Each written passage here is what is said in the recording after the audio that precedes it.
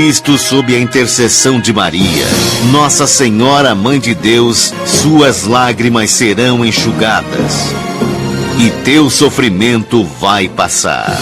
Pare e ouça estas palavras que poderão mudar a tua vida. Quantos de nós somos atacados, minha amada irmã que me ouve, me assiste agora, por situações, por atos que nos colocam com medo, receosas. As pessoas me perguntam muitas vezes: Padre, como é difícil vencer, meu amado irmão, como é difícil superar aquilo que vem ocultamente e muitas vezes disfarçado de alegrias, de momentos de felicidade. Meu amado irmão, quantas e quantas vezes o Padre lida com pessoas que estão lidando com verdadeiras provas, verdadeiras tentações, tribulações pesadíssimas, para não dizer até horripilantes. É um espírito de confusão, um espírito de briga. Quantos filhos de Deus estão rodeados por espíritos de briga? Quantos filhos de Deus estão cercados de pessoas briguentas, pessoas cheias de confusão, pessoas que não remetem à paz, mas sim atraem mais problemas, atraem mais confusões, pessoas que só sabem se dedicar a trazer e manifestar o mal. Agora o Padre quer, meu amado irmão, te mostrar especialmente alguns espíritos malignos que têm entrado em nossas casas, entrado em pessoas, mexido com pessoas próximas e caras a nós. Existem demônios para cada tipo. E o diabo, que não é senão um ser invejoso, que ao se deparar com a grandeza, a onipotência de Deus, quis ser como ele. E até por isso que o primeiro a se levantar contra ele, São Miguel, diz: quem é como Deus? Ninguém pode ser como Deus. Minha amada irmã, eu quero hoje especialmente mostrar uma coisa forte. Existem espiritualidades que nós às vezes tratamos de maneira sutil, de maneira harmoniosa. Demônios que causam enfermidade. Espiritualidades e entidades disfarçadas de santos, que provocam o mal, trazem contaminações para dentro da nossa casa. Demônios que fazem a pessoa exagerar na vida sexual, na sua sexualidade, na sua afetividade. Demônios que mexem com a vida financeira, que travam, devoram e trancam as nossas finanças. Demônios que provocam o vício. Demônios que trazem enfraquecimento mental, causam suicídio, que disseminam destruição por meio de fofocas, por meio de conturbações, por meio de mentiras, que trazem doenças específicas, especialmente doenças que estão relacionadas a ressentimentos, mágoas, tristezas na alma. Meu amado irmão e amada irmã, quantos de nós estamos vendo muitas e muitas vezes sintomas sendo tratados como se fossem a própria doença. Você não consegue tratar, meu amado irmão, uma dengue só tomando remédio para dor de cabeça. É necessário um tratamento completo. O demônio que inclusive tira a perseverança, faz desistir de tudo, causa acidentes, cegueiras, confusões dentro de casa, doenças de todas as formas. Amada irmã, é necessário que nós compreendamos hoje, especialmente hoje, mais do que nunca, A nossa vida é um combate. São Paulo diz, na carta aos Efésios, famosa carta aos Efésios, se revistam da graça de Deus, se revistam da unção de Deus, para que no dia da prova vocês possam permanecer de pé. Se revistam da graça de Deus que te acusa, mesmo quando você está buscando a providência de Deus, está buscando o bem, está buscando a alegria, a felicidade e o progresso para a sua própria vida. Se revista, meu amado irmão, daquilo que vem do alto. Não se vence o demônio, meu amado irmão, apenas dizendo, eu não acredito nele. Assim como também eu não acredito em muitos bandidos, e eles estão aí, soltos, fazendo e agindo à torta e à direita. Meu amado irmão, é necessário que a gente tenha, principalmente, ordem sobre a nossa vida espiritual. Quantos de nós vivemos e conhecemos e temos pessoas ao nosso redor que vivem uma confusão, uma tribulação horrível na sua vida espiritual? Problemas, erros, tropeços, e que foram tratados, já são tratados como normal. Pessoas que estão acostumadas a dever e achar que isso é normal. Pessoas que estão acostumadas a não ter o mínimo de autorrespeito. Se entregam, se inferiorizam, se consomem nas mãos dos outros. E se esquecem de ter um mínimo de ordem sobre a sua vida espiritual. Não preciso de ir à igreja para poder estar com Deus. O diabo te enganou direitinho.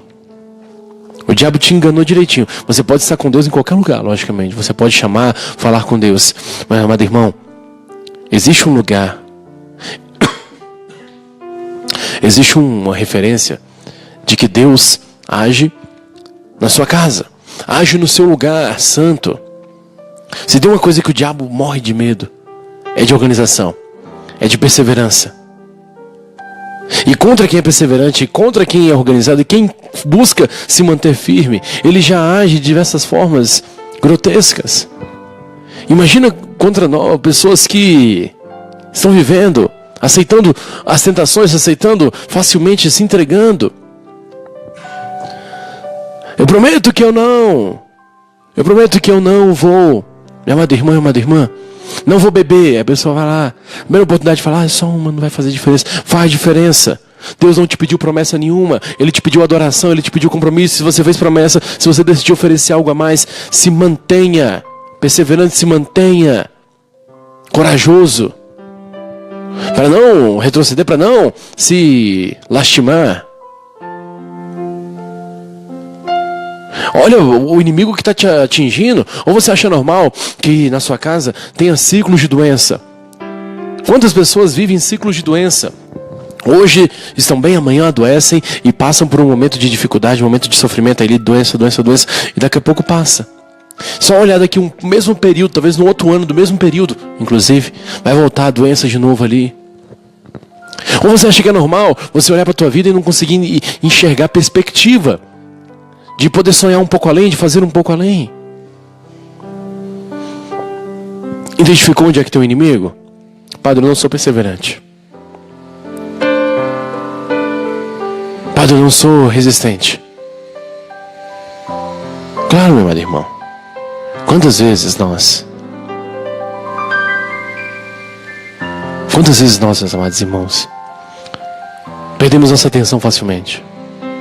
Quantas vezes? Porque uma vez observando uma senhora que fazia um bordado, eu perguntei para ela, quanto tempo você vai levar para fazer esse desenho? Ela me mostrou o desenho que ela queria fazer no bordado. Ela, um dia inteiro. E eu fiquei ali uns 30 minutos com ela. Em 30 minutos ela não produziu quase nada. Eu falei, nossa, mas demora, hein? Ela, o que? Acabei de começar. Eu falei, não, já passou meia hora. Ela olhou e falou assim, meia hora, eu nem percebi. Ela está ali focada. Agora quando a gente perde a nossa atenção, a gente consegue enxergar tudo. A gente vai à igreja e o nosso foco, a nossa atenção se perde na perseverança, se perde em ser resistente, se perde em ser audacioso. E aí o que acontece? A gente começa a repetir, achar que é repetição, achar que a oração é algo mágico. Querido, oração é exprimir, É mostrar o que você está sentindo, mostrar o que você está trazendo dentro de você. Mas não, qualquer coisa tira a nossa atenção. As pessoas que estão passando tiram a nossa atenção. Vamos para algum aspecto mais importante do que esse. Então, as coisas que acontecem na igreja. Se o padre, se o pastor se veste de uma maneira, tira a sua atenção. Se o líder religioso, ele tem uma forma de falar que é um pouquinho diferente dos demais, chama a sua atenção. Muita gente conhece, aqui em Brasília, um dos padres mais conhecidos. É um padre que não fala um português nem um pouco correto, só sabe errar. Erra no português. Mas quem está focado ali, está tendo benefício daquele instrumento que ele é. Deus me deu um dom de falar da graça dele e de uma maneira muito simples, muito perto de você. E se isso te incomodar, você vai perder sua atenção facilmente. Se você deixar que o que te incomoda tire a sua atenção, você se dispersa facilmente.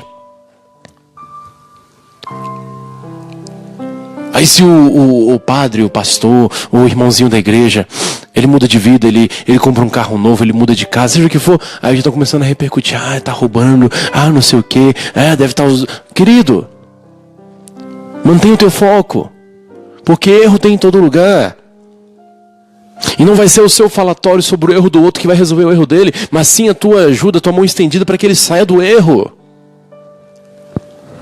Combata a desolação espiritual. Ela se manifesta na escuridão, diante da verdade. A gente fica insensível à palavra de Deus, começa a achar que aquilo ali foi tudo historinha. Querido, eu não prego a história, a palavra de Deus, como se aquilo fosse um conto de fadas. Quando eu falo, por exemplo, de Noé e o dilúvio, eu creio que choveu naquele dia. E naquele dia choveu ali, sem parar, durante 40 dias. Eu creio naquela história. Quando eu creio que Deus pegou o homem e modelou com as suas próprias mãos, eu creio. Eu prefiro crer nisso do que o homem tenha procedido do macaco. Eu prefiro crer nisso. Mas não, a gente quer controlar até Deus. Aí começa a surgir os Deus self-service. O que é Deus self-service? É o Deus que a gente molda da nossa maneira, usa da nossa maneira e joga fora quando a gente quer. Quando as coisas não estão do nosso agrado, quando as coisas não estão da maneira que a gente achou que deviam ser, estar, a gente começa a se deixar levar. Aí, meu amado irmão, aprenda. É mais do que natural. É mais do que costumeiro. Assim, é mais do que normal que a gente perca a nossa atenção. Da forma que o padre fala. Querido, como a irmãzinha uma vez me disse: padre, o senhor fala muito bonito, mas eu não entendo nada. Então fale simples. Tem padre que fala errado, mas fala de Deus e mostra a Deus. E graças a Deus tem uma multidão conhecendo a Deus. Isso é louvável, isso é graça de Deus. Para de achar que você tem que encontrar a Deus, estar com Deus quando você está bem. Larga de ser bobo. O diabo está te enganando. É por isso que surge, isso tudo surge derivações para os sofrimentos, para as porcarias que a gente se entope vida fora. Meu amado irmão, a gente se coloca cheio de motivos para errar. Saia da preguiça. Saia da preguiça. É como diz a sabedoria popular: mente vazia, oficina do diabo. Ei, pega as armas que Deus te deu, tal como Jesus venceu o diabo no deserto, também vença. Se prive um pouco de algo que para você é fundamental ali, é viciante, para poder achar e perceber, encontrar a graça de Deus. Recorra àquilo que Deus te deu como arma. Eu sou católico. E eu sei que eu posso buscar na cruz de Cristo uma referência de vitória. Ele não está mais nela, mas ali é a lembrança do dia que eu venci. Assim como o time de futebol tirou uma foto, todos ali ao redor de uma taça, para mostrar o dia que nós vencemos. Ali está a minha vitória. Ele não está mais ali. Assim como um time no outro dia, no outro ano, pode não ser campeão de novo e ele perde aquela taça, mas ele tem a lembrança do dia que ele venceu. Está gravado: eu venci um dia. Chame a proteção. Chame a proteção. É incrível, a gente decora a letra de uma música tão fácil, né? Quem não sabe músicas aí que são lançadas numa semana, na outra pessoa já sabe cantar todinha. Mas não consegue aprender uma oração diferente do Pai Nosso, da Ave Maria. São Miguel Arcanjo, defendei-nos no combate, seja o nosso escudo contra os embuste acilados do demônio. Subjugue o Deus, instantemente o pedimos, e vós, príncipe da milícia celeste, precipitai no inferno a Satanás e a todos os espíritos malignos espalhados pelos ares e que buscam perder as almas dos filhos de Deus. Viu como é fácil? Vencer o diabo não é ficar procurando a arma mais escalafobética. É encontrar em você a autoridade e o poder para vencê-lo, para sair dele, para ser maior do que ele, para ser mais forte do que ele. Hoje, amado irmão, o que eu quero te dizer de maneira fundamental é: não retroceda, não entregue a graça, não entregue o tesouro que Deus te deu na mão de quem não luta com você. Não entregue aquilo que Deus te deu de melhor na mão daquele que não está resistente e perseverante junto com você. É assim que a graça de Deus acontece. É assim que Deus prevalece e se manifesta junto de nós e diz: eis que estou convosco todos os dias, até o fim.